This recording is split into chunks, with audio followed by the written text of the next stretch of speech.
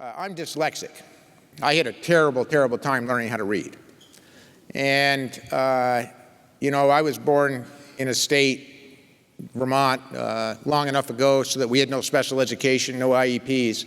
You all were in one big classroom together. I literally never will forget being dragged into the principal's office. And I don't know if any of you learned differently, but we spent a lot of time in principal's offices. But I got dragged in one day, and I couldn't figure out why they'd called me in, because I hadn't done anything wrong yet. And I get in the office, and there's my mom and dad sitting in the principal's office. Second grade, my eyes, got big as almonds and peanuts, whatever you say down here. And literally, this is how we did it in the 60s in Vermont, late 60s.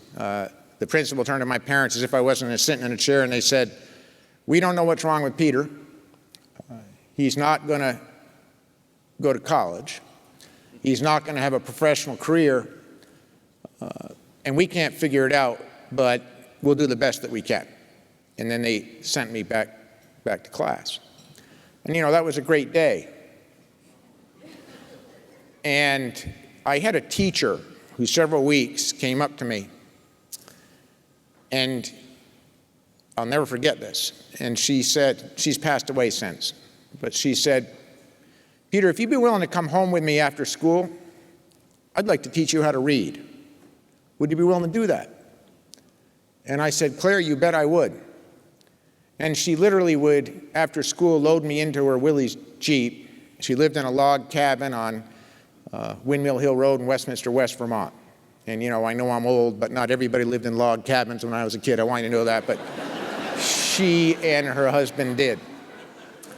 And in the wintertime, we'd sit around the wood stove. In the summertime, we'd sit on her lawn.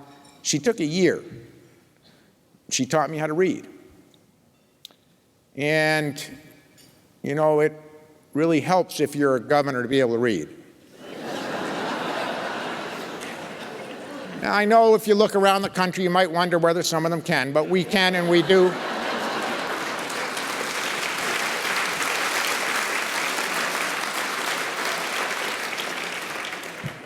But here's my point.